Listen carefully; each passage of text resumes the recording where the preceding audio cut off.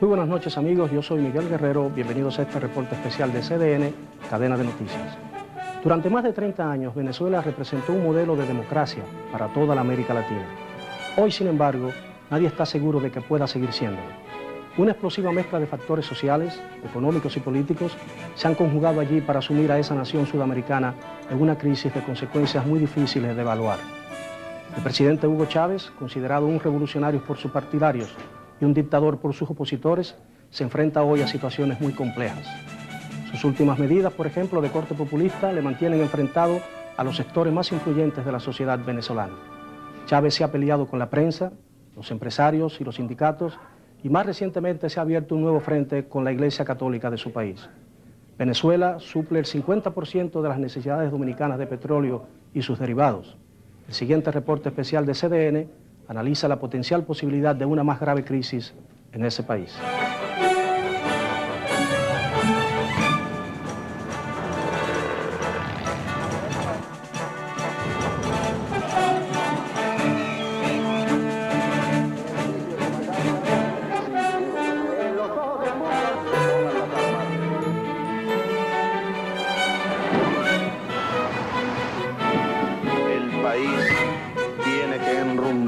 Definitivamente hacia un destino mejor.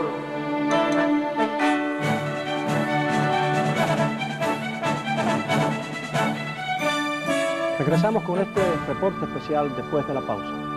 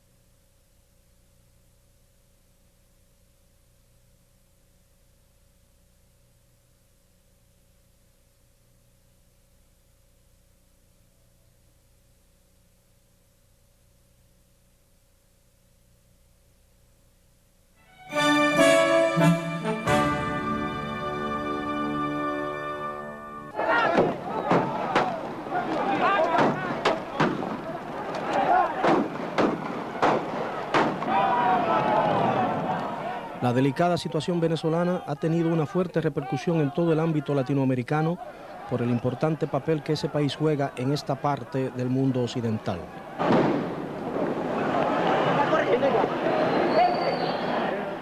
Que poco a poco han ido siendo reducidas por las fuerzas leales al gobierno. La amenaza de caos ha estado presente en la vida de ese país en la última década. En 1992, un intento de golpe de Estado cruento evidenció el peligro que amenaza permanentemente a las democracias latinoamericanas. La intentona golpista, encabezada por el actual presidente Hugo Chávez, dejó una estela de muerte y destrucción y sentó las bases de la crisis actual. Se pongan las armas, porque ya en verdad los objetivos que nos hemos trazado a nivel nacional es imposible que los logremos.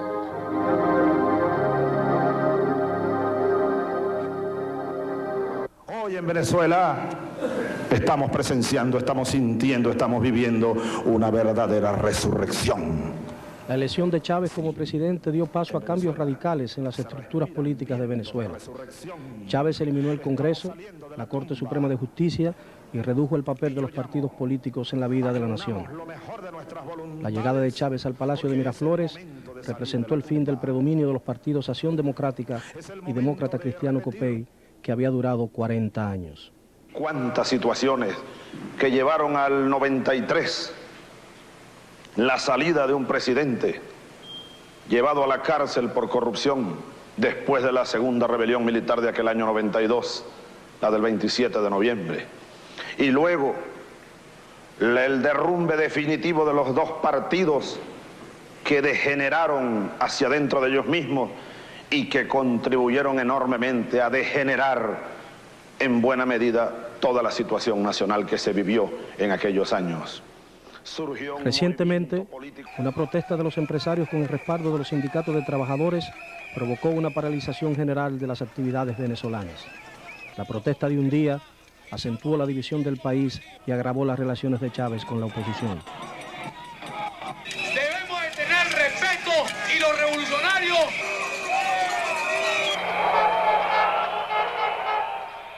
Chávez ha acusado a sus adversarios de estar comprometidos en campañas conspirativas y ha solicitado al gobierno dominicano que restrinja las actividades en el país del más conocido y sistemático de sus críticos, el expresidente venezolano Carlos Andrés Pérez. El granito de arena y el granito de fuerza para construir la Venezuela nueva. Hacia atrás no iremos más nunca. Esto no tiene marcha atrás. Pérez ha estado residiendo en el país desde hace más de un año y sus frecuentes críticas al régimen chavista han molestado al gobierno de Caracas. Las presiones venezolanas que suple la mitad de las necesidades energéticas dominicanas derivadas del petróleo, bajo los términos del llamado Acuerdo de San José, dieron sus resultados. El gobierno dominicano no le ha advertido que algunas declaraciones suyas, algunas actuaciones suyas pudieran estar afectando las relaciones con Venezuela. No ha habido motivo para que lo haga. Este es un gobierno democrático. Además, yo hago lo que hace cualquier ciudadano en un mundo libre, ¿no, verdad? Yo no traspaso los límites de lo permitido. Yo hablo sobre Venezuela porque es mi deber, es mi obligación. Y lo hablo con la misma libertad con que lo puede hacer un dominicano, porque esas son libertades que nos corresponden a todos los que habitamos en cualquier país. Pero el gobierno venezolano se ha quejado, le consta que el gobierno dominicano se ha quejado de sus actividades aquí en la República Dominicana. No, aquí hay un embajador que es muy lengua larga y es el que ha creado problemas, ¿no, verdad? El presidente Hipólito Mejía y la vicepresidenta Milagros Ortiz Bosch expresaron recientemente en público su inconformidad con algunas expresiones de Pérez. Yo pienso que estáis respetando a este país. ¿Qué piensa hacer? Señor presidente, ¿qué piensa hacer entonces su gobierno? Bueno, yo creo que he hablado claro. Usted ponga eso que yo. Sean ciertas o no la existencia de estas presiones, lo cierto es que Pérez redujo el tono de sus críticas a Chávez y salió en compañía de su esposa Cecilia y el resto de su familia a Estados Unidos. Tras permanecer unos días en Miami, se trasladó a Nueva York, donde concedió una entrevista exclusiva para CDN, cadena de noticias. No, esta es una ciudad en eso. Señor presidente, la situación venezolana no parece muy óptima, ¿no? Parecería como que se enrumba hacia una crisis difícil de calcular y difícil de predecir. ¿Cuál es su opinión? La verdad es que me da hasta pena hablar de esta situación porque uno siempre trata de levantar el nombre de su patria. Pero Venezuela vive la más terrible crisis de su historia desde hace 3 años. Una lamentable equivocación de nuestro pueblo a elegir a Hugo Chávez presidente de la República. Pero desde luego hay que decirlo de una vez, que Hugo Chávez no vino de la Luna ni vino de Marte. Chávez es producto de los errores que cometimos los partidos políticos. Chávez es consecuencia de la frustración de un pueblo que perdió la fe en los partidos políticos que la guiaban. El proceso que él ha iniciado y que él llama revolución bolivariana, ¿es un proceso irreversible? ¿Piensa usted que Chávez permanecerá en el poder todo el tiempo que él realmente anhela? Esto se le podría llamar revolución porque está trastocando todo, pero no en cuanto a que nos lleve a ninguna etapas superiores de progreso nacional. Chávez nos ha echado un siglo atrás. Las ideas que sostienen son ideas totalmente démodé, de manera que esto de revolución no tiene nada, pero sí ha producido una gran catástrofe institucional en Venezuela. Ha destruido todas las instituciones. Ustedes saben que su posición es confrontar todas las instituciones del país. Confronta a los sindicatos, confronta a los empresarios, confronta a la Iglesia Católica, confronta a los partidos políticos. Él toma la radio y la televisión, insulta a todo el mundo. Y se dice todavía que no es una dictadura, y esto es uno de los errores más grandes. Yo tengo la fortuna y la autoridad moral de que cuando Fujimori disolvió el Congreso e intervino el Poder Judicial, yo denuncié ante el mundo que estaban haciendo un nuevo tipo de autoritarismo en América Latina. Un autoritarismo que se disfrazaría de democracia, que procuraría atrapar el voto popular, pero que luego desconocería la existencia de la separación entre los poderes y sería una nueva dictadura, que no tendrían el envilecimiento de las dictaduras de un Pinochet, de un Pérez Jiménez, de un Trujillo, sino que dentro de una máscara democrática anularían la esencia de las libertades públicas. Y esto es lo que está pasando en Venezuela, y fue lo que pasó con Fujimori. Por eso es que yo, como presidente de Venezuela, rompí relaciones con Fujimori y emplacélo a tomar sanción contra él. A pesar de la rudeza en su trato del presidente Chávez, en su trato con la prensa, con la propia Iglesia Católica, a quien invitó y le otorgó una penitencia de 200 Ave María y 200 Padre Nuestro, es una cosa insólita, ¿no?, en la historia de las relaciones de la Iglesia con el Estado en América Latina. El presidente Chávez parece tener todavía un nivel de popularidad bastante amplio, ¿no? No. La popularidad del presidente Chávez en este momento, de acuerdo con las encuestas que se hacen en Venezuela, no pasa del 12%. Pero desde luego hay la teoría y la estructura. La estructura, cuando se levanta, si no se le empuja, tiende a mantenerse. Y en este es la etapa que vivimos en Venezuela. Hoy podemos decir, sin equivocarnos, que Chávez es un presidente derrocado, pero todavía no se ha derrumbado, porque la fuerza con que nació, el impulso de su no sé cómo llamarla, ¿no?, de su locura, lo lleva a un permanente discurso y lo ha mantenido aparentemente con fuerza, pero en cualquier momento veremos el derrumbe. Por eso es que yo desarrollé la tesis de la implosión.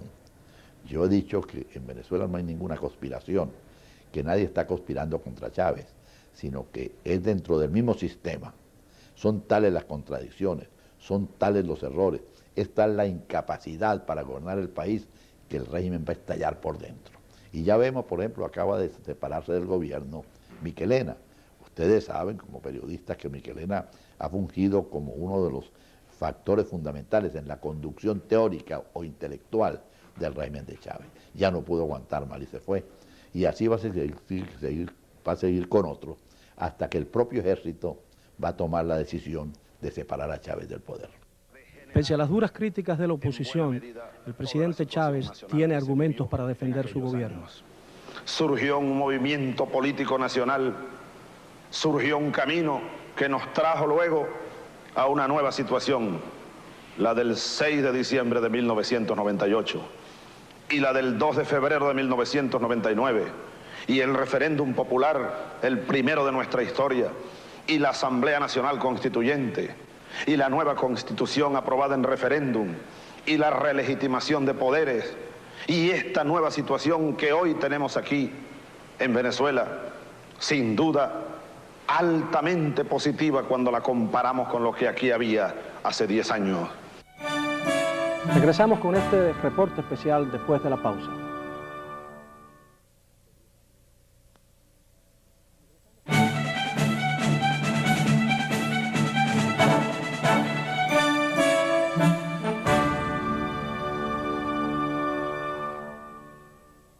Pero él le ha acusado a usted de actividades conspirativas y de estar involucrado en cuestiones subversivas para derrocar al régimen, ¿no? Chávez me acusa a mí de todo lo que le pasa.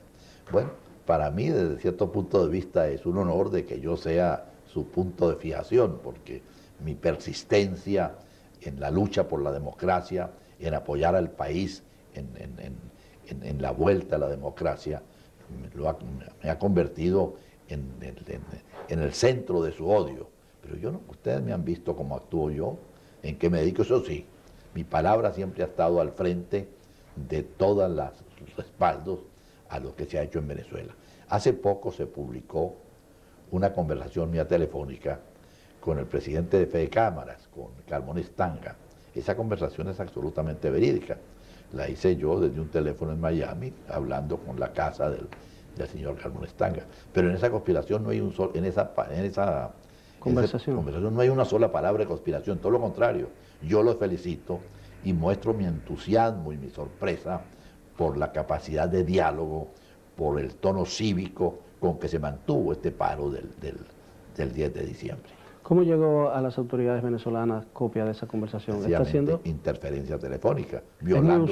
¿Es muy usual en Venezuela? Sí, con este gobierno sí, violando totalmente la Constitución venezolana. Eso es un delito en Venezuela. ¿No recurrió usted nunca a ese recurso siendo presidente? Porque ellos dicen que les llegó por correo.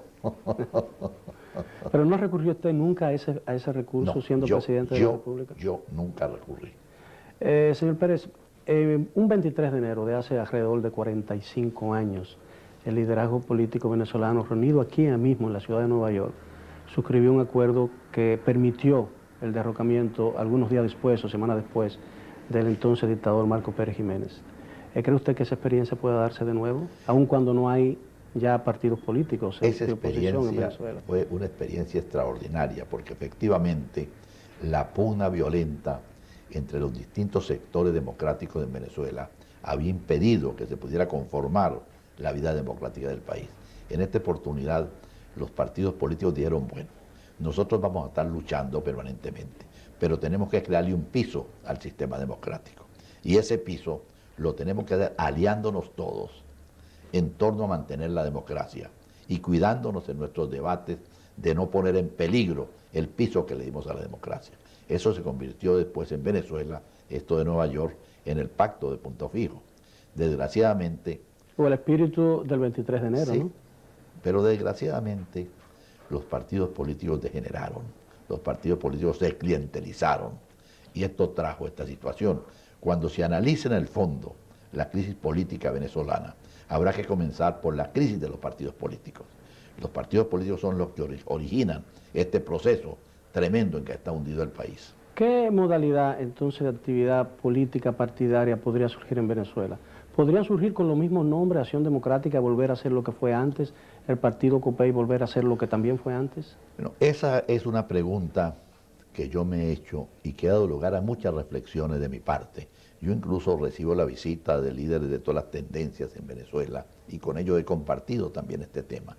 Hay quienes dicen que se pueden mantener los partidos con sus mismos nombres. Yo creo, como dicen allá los pavos llaman a los jóvenes, ¿no?, que esos partidos se rayaron tanto que hay que cambiarles hasta el nombre, porque los errores que han cometido Acción Democrática y Copey son de tal naturaleza y de tal magnitud que a pesar de que existe el sentimiento socialdemócrata, de que existe el sentimiento social cristiano en sectores fundamentales del pueblo venezolano, no ven en Acción Democrática y en Copey los nombres que hoy lo representen. De manera que yo pienso que cuando salgamos de esta etapa tremenda que estamos viviendo, habrá que hacer grandes convocatorias para una refundación de los partidos y allí resolver si se les mantiene el nombre o se les cambia. Pero las ideas tienen que seguir porque tienen vigencia. ¿Y la fe del pueblo en esos partidos renacerá? No, en esas ideas no se ha perdido la fe. Lo que se ha perdido la fe es en los hombres que la estaban encarnando en estos momentos. Pero ¿no parece que hay en Venezuela un relevo generacional del liderazgo político de antaño, de esa época, que permita que el resurgimiento de los partidos políticos? Es que tiene que venir, es que tiene que venir. A mí, allá en Santo Domingo, me pasó una cosa en un almuerzo que tuve en el Listín Diario y en unas declaraciones que me publicaron, que no son exactamente así, porque yo les relato cuál es la situación del país, cómo en qué desastre vivimos, cómo esto no tiene salida evolutiva, cómo Chávez no va a lugar a una conciliación y cómo esto tendrá una salida violenta. Entonces me preguntan que si yo estoy dispuesto a asumir la conducción de un país en situaciones. Yo le digo que eso no está en mis propósitos, que yo lucho por la restitución de la democracia venezolana, pero que no aspiro a un nuevo protagonismo, porque pienso que uno de los errores que cometimos los líderes de la democracia venezolana fue prolongar mucho tiempo nuestro protagonismo y esto hizo que los partidos se envejecieran con nosotros y que cayeran entre este proceso de clientelización y corrupción que dio lugar a Chávez. ¿Usted me está diciendo que su segunda presidencia fue un error suyo? Sí, señor, yo creo que sí. Y es más, yo en esa oportunidad, entonces yo fui allí, pero en un momento dado uno de los comensales del almuerzo me dice, pero presidente, si a usted le dicen, ha caído Chávez y le ofrecen a usted formar parte de una junta de gobierno, bueno, yo no podría decir, ahí yo estaría frente a una situación que debo prestar una cooperación, pero sin perder mi idea de que ya no nos corresponde a nosotros la conducción de Venezuela. Pero el peso de su influencia política, el peso de su figura internacional, dominaría y sería muy abrumadora en un gobierno de esa naturaleza. Sí, ¿no? pero es que yo creo que yo no debo ir a un nuevo gobierno, yo debo cooperar a que las nuevas generaciones venezolanas tomen la conducción del país, porque tenemos gente de primera, gente preparada. Mire, en estos 40 años de democracia venezolana, esa democracia que vitupera todos los días del señor Chávez, el país se transformó totalmente. En Venezuela, cuando yo tenía 15 años, había una sola universidad. En Venezuela, cuando yo era un muchacho, no había sino un liceo en cada capital de estado, es decir, un instituto de educación secundaria. En Venezuela no habían más sino 150.000 niños en educación primaria y 60.000 niños en educación secundaria. Y una sola universidad era la que había en el país. Habían dos, la Universidad de Mérida y la Universidad Central de Venezuela. Pero un año se abría primer año en una y otro año se abría primer año en otra, ¿verdad? Que en realidad había una sola universidad. Bueno, y hoy día, durante la democracia, se crearon más de 60 universidades. Se elevó a más de 500.000 el número de jóvenes que van a las universidades. La educación primaria se masificó. Y yo abrí las becas Gran Mariscal de Ayacucho, que envió a decenas de miles de jóvenes venezolanos a los mejores centros de educación del mundo entero. Esa es la Venezuela de hoy. Y esos hombres los tenemos para hacer un nuevo país. Señor Pérez, pero además del deterioro de los partidos políticos y el descrédito del liderazgo de esas organizaciones, ¿qué pudo, en adición a todo ello, hacer posible el surgimiento de una figura como Chávez y de un gobierno como el que domina hoy la vida política venezolana? Ese es un proceso que tiene cierta dimensión. Ese proceso nace con la muerte del general Gómez.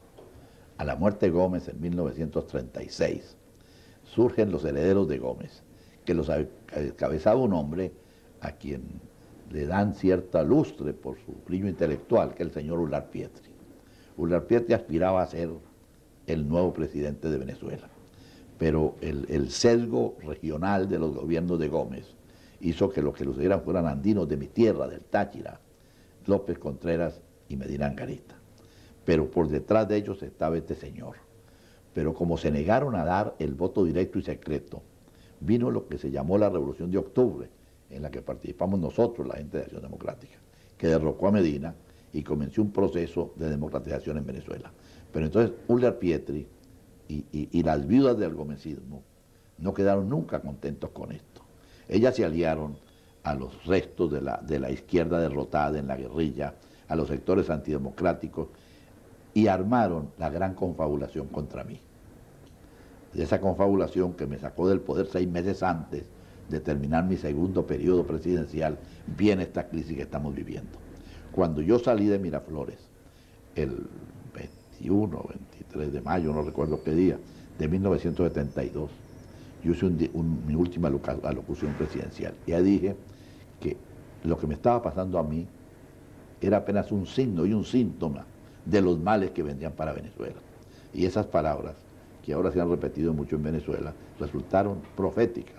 Allí nace el desastre nacional, producto de esta confabulación en que se aliaron los sectores más disímiles. Hoy tenemos a todos los que perseguimos como guerrilleros nosotros, porque eran guerrilleros, hoy los tenemos en el poder. Son los que están ocupando las posiciones de gobierno. ¿Piensa usted que Chávez es un hombre de ideas realmente izquierdista? Mire, Chávez es quien mejor lo definió fue un escritor que usted debe conocerlo, Carlos Fuentes. Carlos Fuentes, que dijo que la cabeza de Chávez era un basurero. Bueno, esa es la realidad. Este es un hombre sin ideas. Él es un militar que quiso hacer un gobierno militarista. A él no le interesa ni que lo llamen izquierdista, ni que lo llamen derechista, ni nada, sino un gobierno donde él concentre todo el poder. Y luego, en esa confusión de ideas que tiene, él se siente un segundo Simón Bolívar.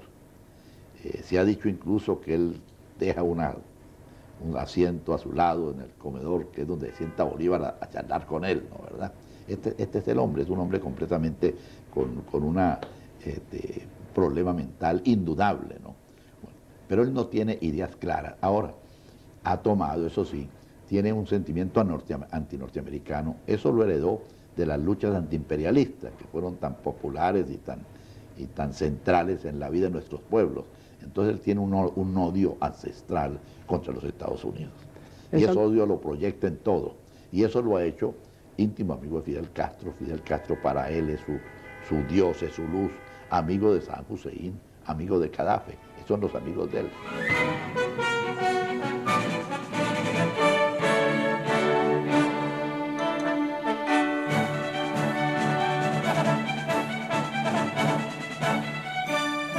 Regresamos con este reporte especial después de la pausa.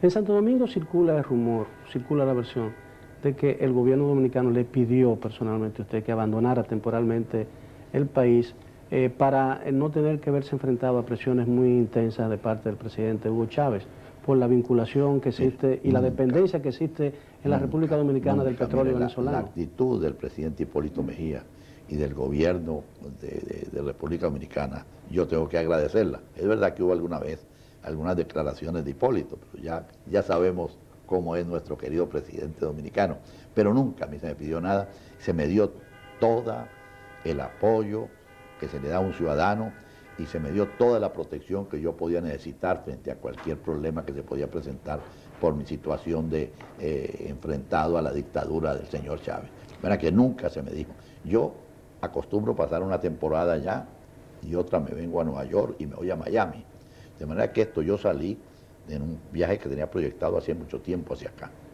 Usted dijo al salir que regresaría en 3 días, no lo hizo. ¿A qué se debe? Yo no dije que regresaría en 3 días. Ah, sí es verdad, porque yo pensaba ir a Miami, regresar a República Dominicana y luego venir a Nueva York. Pero resulta que cuando voy a Miami me encuentro con que está el problema de la inscripción de mis hijas aquí en las universidades de Nueva York y que exigen la presencia de uno de sus representantes.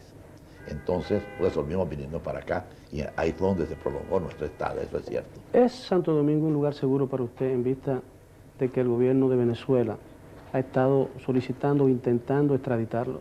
Bueno, mire, la posibilidad de extradición para mí no hay. Porque este es un problema complejo que tiene que llenarse de ciertas formas y que no se llena. Y por otra parte, cuando usted analiza el célebre juicio contra mí, este es un refrito. Ustedes se acuerdan que en 1999 Caldera me inventó este mismo juicio de unas cuentas mancomunadas con Cecilia Matos. Yo demostré, yo estaba en ese momento en el exterior y me fui a Caracas, enfrenté la situación, se me detuvo y yo estaba peleando esta situación y ya estaba resolviéndose ese juicio completamente a mi favor cuando yo fui nombrado senador por mi estado natal. Entonces se interrumpió el juicio y ese juicio había estado interrumpido desde 1998. Yo luego renuncié a la senaturía para ser miembro de la Constituyente. Se me robó mi credencial en unas elecciones fraudulentas de miembro de la Constituyente y yo quedé sin inmunidad parlamentaria. Pasé 2 años en Venezuela y nadie me hizo juicio ni se volvió a restituir este juicio. Y ahora, hace 15 días, vuelve a surgir. Entonces se anuncia que voy a ser extraditado. Eso no es verdad, yo no le temo a eso. Además, cuando a mí me dijeron que iba a ser extraditado, que se me abría el juicio, yo dije me voy para Venezuela, a hacerle frente, como lo hice en el pasado, a estas acusaciones que se me hacen. Pero su vida podría correr peligro allí, ¿no? Entonces, mis abogados, públicamente por la prensa, dijeron no se venga, porque en Venezuela no hay Estado de Derecho, en Venezuela no hay ninguna seguridad, su integridad física y su dignidad corren peligro si se viene. Señor presidente, en varias oportunidades usted ha dicho, y lo ha reiterado en esta entrevista, que el problema de Chávez es consecuencia de la falta de visión del liderazgo político venezolano, ¿no? De permanecer demasiado tiempo en el poder o demasiado tiempo en primera línea de la actividad política partidaria. Usted confesó que su segunda presidencia fue un error, ¿también lo fue la del presidente Caldera? Esa fue peor, porque el presidente Caldera es uno de los grandes responsables de esta tragedia venezolana. Es más, él pone en libertad a Chávez, que estaba sometido a un juicio, donde indudablemente iba a ser condenado, iba a ser desposeído de sus derechos políticos, sin cumplir con el precepto de que para dar un indulto hay que haber una pena, y para que haya una pena tiene que haber una condena. Y él sacó a Chávez por sobreseimiento, es decir, no ha cometido ningún delito. Ustedes saben lo que es en un país como América Latina. Decir que unos militares que violaron su juramento, que alzaron sus armas contra la República y que no han cometido delito. ¿La experiencia venezolana se puede repetir en otros países, en la República Dominicana, por ejemplo? Mire, yo he venido conversando con líderes políticos socialdemócratas, no solamente los dominicanos, sino de otros países, y les he dicho que hay una gran tragedia en nuestros pueblos, que los partidos políticos estamos siendo responsables de los males que nos están aquejando, porque no nos hemos modernizado, porque seguimos en primer lugar dentro de una estructura organizativa que fue la que dio el estalinismo a los partidos políticos en Occidente, y que esa estructura nos ha llevado a hacer organizaciones hegemónicas y dictatoriales, porque se ha llegado, la tesis esa del centralismo democrático hace pues que se concentre en una persona la conducción de los partidos y pierdan toda significación, toda vigencia la opinión de los militantes de los partidos políticos, que pierden su independencia para actuar en la vida política de una manera total. De manera que lo que está en crisis no es acción democrática en Venezuela o copia en Venezuela. Lo que están en crisis son los partidos políticos. Y lamentablemente no solamente en América Latina, sino en el mundo entero. Y hemos visto, por ejemplo, las tragedias que tuvo que vivir Italia, la que confrontó el Japón, y todos los movimientos que vemos actualmente en la vida política de los países. Esto de Argentina, detrás de la posible incapacidad del presidente Larrúa, está la estructura de los partidos políticos. El Partido Radical, centro esencial del movimiento de Larrúa, no cumplió su papel en esta oportunidad. De manera que los partidos políticos somos responsables de los problemas que están viviendo. Tienen que crearse unos partidos políticos menos verticales, un poco horizontales, donde la opinión de la gente tenga validez y donde se consulte siempre a las masas para tomar las decisiones. No el dedo del dirigente máximo el que señale lo que debe hacer cada partido. Yo les he dicho que si los partidos políticos no se corrigen, pueden correr la misma suerte que han corrido en Venezuela, Acción Democrática y COPEI. Usted que conoce perfectamente bien la situación política dominicana y conoce bien a los dirigentes políticos del país, ¿piensa que estamos en camino de una experiencia similar a la que sufrió su país? Bueno, hacer ese tipo de profecías es muy peligroso y absurdo y sería casi como expresar un mal sentimiento, pero yo sí les he dicho a los líderes políticos dominicanos que se miren en nuestro espejo, que en República Dominicana hay ciertas similitudes, lo que era Acción Democrática en Venezuela y lo que es el PRD en la República Dominicana, y que tienen que cuidarse de que no se pueda suceder una situación de esa naturaleza allí. A pesar de que América Latina ha evolucionado hacia un sistema democrático y la práctica es bastante extendida en todo el continente, no hay duda de que ejercemos un sistema político democrático muy diferente y muy imperfecto en relación como lo practican los europeos y como se practica aquí en los Estados Unidos. ¿A qué se debe? Esto me trae a mí a reflexiones muy profundas sobre la realidad latinoamericana y sobre su comparación con los otros países. Una primera es bastante simple y que podría dejarnos tranquilos de que el proceso de evolución que necesita un país para llegar a una etapa realmente de plena democracia es muy largo.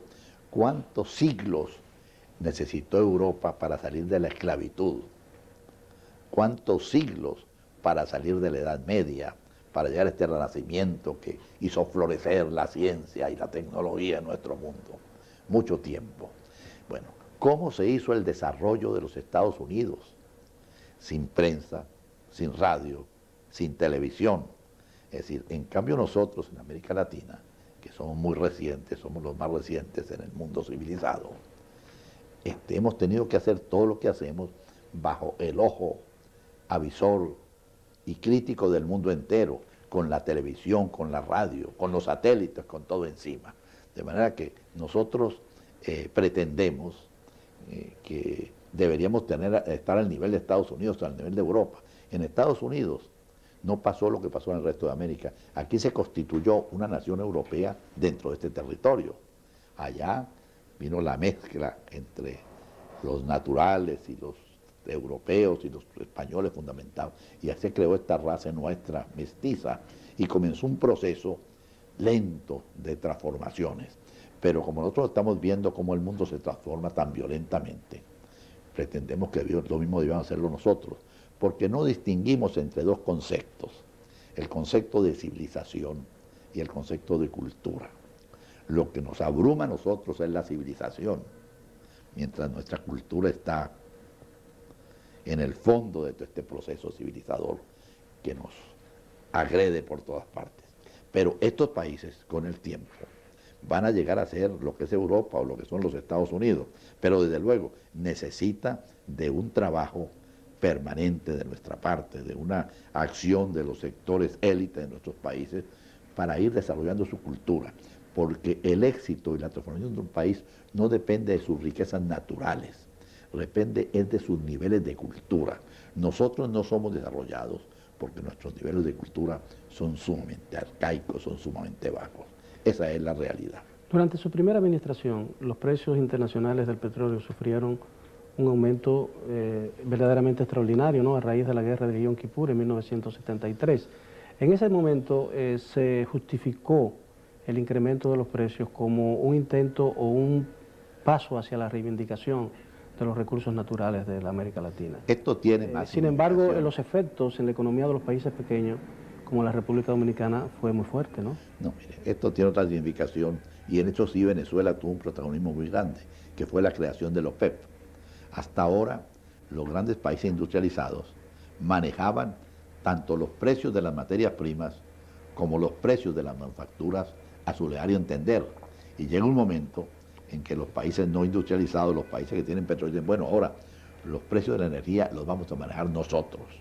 Y nosotros queremos que haya una interrelación entre los precios de la energía y los precios de los productos manufacturados. Es decir, que si nosotros necesitamos 10 barriles de petróleo para comprar un automóvil, que mañana no necesitemos 20 o 30 barriles de petróleo, entonces vamos a jugar con los precios del petróleo en un plan de crear un sistema de entendimiento entre el valor de las materias primas y el valor de los precios industrializados, de los productos de transformación. Eso fue lo que quisimos hacer con la OPEP. Desgraciadamente esto no funcionó como lo queríamos que funcionara, y ahora han venido situaciones como esta que ha creado Chávez, que ha querido usar a la OPEP como un arma contra los Estados Unidos por este odio de que les hablaba al comienzo. Pero no es el petróleo ni la causa de nuestro fracaso, ni la causa de nuestros errores, porque muchos dicen, bueno, y Venezuela con tanta riqueza, ¿y por qué tiene tanta pobreza? Ahí volvemos a lo mismo, porque es la cultura la que define el desarrollo de los pueblos y no son las riquezas naturales. Y ahí podríamos poner el ejemplo caricaturesco del Japón. ¿Qué recursos naturales tiene el Japón?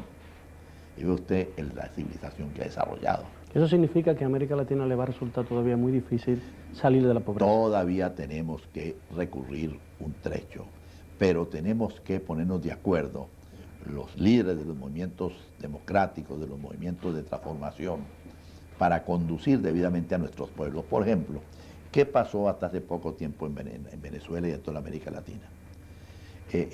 Por ejemplo, el nacionalismo nos hizo mucho daño porque se nacionalizaban industrias, se nacionalizaban materias primas, no por razones ideológicas, lo hacía un gobierno de derecha, un gobierno de izquierda, sino porque era la única manera de defendernos frente a la voracidad de las grandes transnacionales del mundo. Pero progresivamente se han ido desarrollando leyes internacionales. Las Naciones Unidas ha creado una serie de organismos para proteger a las naciones pobres, a las naciones pequeñas, de esta voracidad de las grandes naciones. De manera que ahora hay instrumentos para poder conducir nuestros países sin cometer los errores que cometimos en el pasado, pretendiendo un control estatal total de la economía de nuestros pueblos. Entonces la privatización puede ser un camino correcto. La privatización sí, pero hay que saberla entender también, ¿no? Porque fíjese usted lo que hizo Menem en la Argentina. Menem en la Argentina lo único que no nacionalizó fue la Casa Rosada. Y ve usted en qué situación está actualmente la Argentina.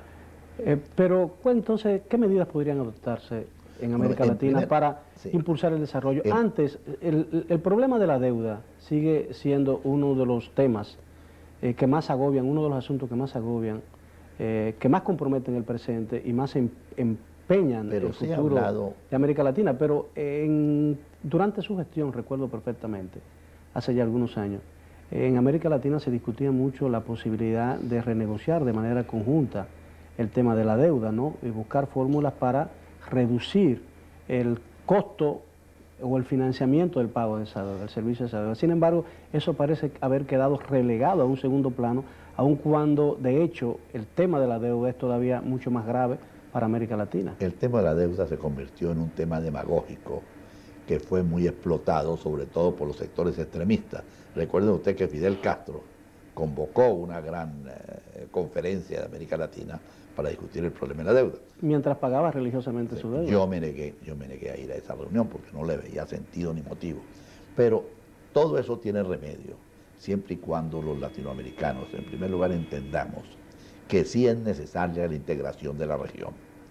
Esa convocatoria que hizo Fernando Enrique Cardoso a una reunión de todos los países de América Latina, de América del Sur, tenía un significado. No era para crear otro grupo, no era para crear otra subdivisión en América Latina, sino para tratar de ponernos de acuerdo a los pueblos de América del Sur para negociar conjuntamente el Tratado de Libre Comercio de la América Plena, del ALCA. Del ALCA, que ha estado propiciando los Estados Unidos, porque eso del ALCA es inevitable y es una necesidad, pero si esto se hace con los Estados Unidos, negociando con República Dominicana, los Estados Unidos negociando con Venezuela, los Estados Unidos negociando con Brasil, no hacemos nada. ¿Pero es posible el éxito de la integración con países con economías tan dispares? Claro que sí, porque para eso se crean normas y reglas que protejan de la simetría que hay entre los países. Pero lo que es necesario es que nos pongamos de acuerdo y que entendamos que para integrarnos con la América del Norte en una hazaña de esta naturaleza, de tanta envergadura, tenemos primero que integrarnos nosotros en la América morena, en la América hispana, tenemos que integrarnos nosotros para presentar un frente común que nos haga más capaces de la significación que tiene esa gran nación del norte. Regresamos con este reporte especial después de la pausa.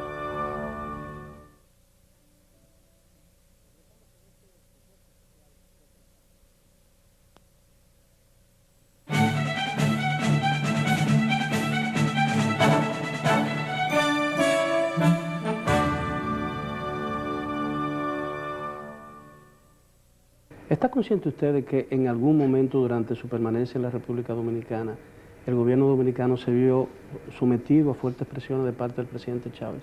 Yo creo que siempre, porque este gobierno no tiene ninguna clase de miramientos de orden diplomático, que siempre trató en cierta manera de dominar, y él ha usado el petróleo como el señuelito para decirle a los países, si ustedes no me apoyan, no tienen petróleo. Pero yo creo que hay una cosa que vale más que todo en un país nuestro, que es la dignidad. Yo diría, como decían los españoles, en fin de cuentas, en mi hambre mando yo. ¿No ha sido usted acusado de haber intervenido en la política dominicana?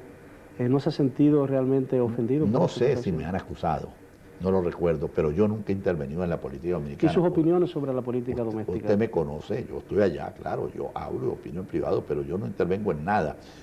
Incluso yo soy íntimo amigo de los dirigentes del partido, del PRD, del Partido Revolucionario Dominicano. Yo nunca voy a sus reuniones, nunca me reúno con ellos estructuralmente como partido, sino como amigos. Y nunca hablamos de esas cosas pretendiendo yo de un partido extraño, de un país extraño, ingerir o meterme en los problemas de la República Dominicana, en absoluto. Pero usted ha sido sistemático en advertir que América Latina debería aprender de los errores que se cometieron en Venezuela. ¿No ha intentado el gobierno dominicano o el Partido Revolucionario Dominicano o cualquier otra organización política asimilar experiencia o aprender de su propia experiencia? Desgraciadamente parece que esa es una realidad mundial que nadie experimenta en cabeza ajena, ¿no? Sí, ¿no han intentado, ¿no han intentado asesorarse de usted? Pero hablemos de otra cosa, que es un tema importante. ¿Cuál es la situación de hoy de América Latina? Yo me acuerdo que en 1960 andábamos los países de América Latina en un eterno escalar mejores situaciones, al punto que liquidamos las dictaduras militares y se creó el Grupo de Río para darle cierta contextura a una opinión política común de los países de América Latina. El Grupo de Río, que primero fue de 7 países, yo logré que participara toda la región, que Centroamérica participara con el presidente del Mercado Común Centroamericano, que los países del Caribe insular participaran con el presidente del CARICOM y que los demás países que no estaban integrados al Grupo de Río, como República Dominicana, los países centroamericanos, se introdujeran en el Grupo de Río para darle consistencia a la voz de América Latina en el mundo, para ser un interlocutor válido con Estados Unidos, con Europa. Pero desgraciadamente esto, que fue un gran proyecto y que comenzó muy bien, se ha quedado en la nada. Ya los grupos existen, pero ya no tienen la significación ni la motivación que nosotros le dimos en su momento. ¿Cuál fue su peor error como presidente? Mire, esta es una pregunta que le hacen a uno muchas veces y que pareciera que uno debe contestarla rápidamente, pero es muy difícil. En primer lugar, uno debe partir de la idea de que se cometen muchos errores. Es decir, no creo que haya el hombre que pueda decir que no ha cometido errores. Ahora, pero lo que sí yo puedo asegurar sobre mí es que ningún error que haya cometido yo haya sido producto de una idea torcida sobre la forma como yo debía conducir los destinos de mi país, ni que haya querido utilizarla en beneficio de un determinado sector económico, ni en beneficio de una fortuna personal o de la fortuna personal y otras cosas. Y aquí entramos otro tema. Yo he sido acusado de ser un hombre rico. Allá en República Dominicana me adjudicaron el otro día que había comprado un hotel médico. Y ahora están diciendo que he comprado un centro médico. Yo contesté allá cuando me hablaron de esto, mire, si yo tuviera dinero, lo invertiría en República Dominicana porque tengo una gran simpatía por ese país, pero yo no tengo dinero. Yo no tengo un centavo de inversión en la República Dominicana porque yo no tengo dinero. ¿Llegó a tener usted conocimiento previo de la conspiración que encabezó el señor Chávez? Bueno, este es otro tema que me avergüenza cuando me lo preguntan, porque nuestros países gastan dinero en inteligencia y yo debía decir que así no. Yo no recibíamos ni un solo informe de lo que estaba pasando. Y ahora, por las publicaciones que ellos mismos han hecho, sabemos que tenían 15 años, que habían constituido una logia militar, desde que estaban en la academia militar y estaban conspirando para derribar el gobierno de Venezuela. El gobierno nuestro nunca supo nada. Pero Chávez era un virtual desconocido, ¿no? Absoluta y totalmente desconocido. Un subteniente, un mayor del montón. El hecho de que él sea comandante en jefe de las Fuerzas Armadas venezolanas, con el rango todavía de coronel paracaidista, y su ministro de Defensa sea un general de 4 estrellas, tengo entendido, ¿no constituye eso una forma de desmoralizar a las Fuerzas Armadas venezolanas? ¿Qué efecto podría tener? No es eso, porque un señor de teniente o sargento puede ser presidente de una república si tiene condiciones para ello. Pero debe renunciar al rango, ¿no? Al rango, exacto. Pero es que Chávez, sin tener derecho a eso, porque él no está ya en las Fuerzas Armadas, él se viste de teniente coronel para que los militares, los generales y los coroneles se le cuadren. Eso indudablemente provoca una reacción muy desagradable en los militares. Y aquí entramos en otro tema. Mira, es mentira que las Fuerzas Armadas de Venezuela respalden a Chávez. Tiene un núcleo que ha corrompido. Usted sabe que los negocios que se hacen en Venezuela hoy son espectaculares. Si usted coge cualquier periódico de Venezuela, no coja ninguno, el que sea, verá cómo se relatan todos los días los desmanes y la forma como manejan los dineros del país. Es más, 4 mujeres periodistas un día asumieron la responsabilidad de coger la televisión y denunciar los robos de 2 militares que estaban ocupando los puestos superiores de las Fuerzas Armadas. Los militares trataron de amedrentarlas y ellos no se van a amedrentar y presentaron las pruebas. Pues bueno, no ha pasado nada. Ahí sigue la cosa igual y no se ha hecho la investigación, a pesar de que estas mujeres presentaron las pruebas. Si Chávez no cuenta con el apoyo de las Fuerzas Armadas y en la manera en que conduce al país, podría darse un golpe de Estado en Venezuela, ¿no? Es la implosión de que yo hablo, no es el golpe de Estado tradicional, sino que se va a reventar por dentro del sistema. Pero eso le daría un mayor protagonismo a las Fuerzas Armadas en la vida política.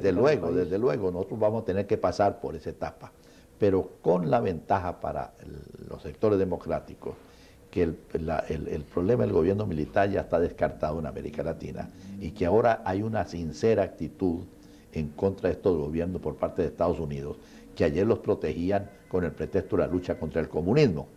Y Europa se hacía la sorda y la ciega frente a estas situaciones y negociaba con todos los tiranos de América Latina. Hoy en Europa hay una cláusula democrática de la Unión Europea para negociar con América Latina. De manera que hoy un gobierno militar se quedaría desasistido de todo apoyo y sería muy temporal en cualquier país nuestro. Y no duraría mucho. Pero sin embargo, en Venezuela, cuando desaparezca Chávez, vamos a tener un periodo bastante importante para corregir lo que se ha hecho, porque ha destruido todas las instituciones del Estado.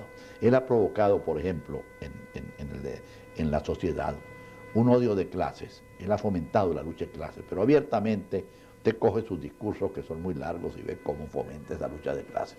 Bueno, luego todas las instituciones las ha deteriorado, de manera que el gobierno que venga después de Chávez va a tener que comenzar un proceso lento para restituir la vigencia de las instituciones nacionales. Las previsiones del expresidente Pérez cobraron fuerza el jueves 7 de este mes de febrero, cuando un oficial de la Fuerza Aérea Venezolana, el coronel Pedro Soto, pidió un turno en un acto público que se realizaba en un hotel céntrico de Caracas para exigir la renuncia de Chávez. El presidente Chávez no tiene la autoridad para destruir 44 años de democracia. La libertad debe ser defendida por todos los venezolanos en todos los planos de nuestro quehacer nacional. En un gobierno donde el presidente maneja el Tribunal Supremo de Justicia, maneja la Asamblea Nacional, maneja las Fuerzas Armadas en su intención, no se puede decir que hay democracia. En las últimas semanas, otros 4 oficiales activos, incluyendo a 2 generales, han exigido públicamente la renuncia de Chávez. Que entregue el poder pacíficamente y asuma las consecuencias de su fracaso.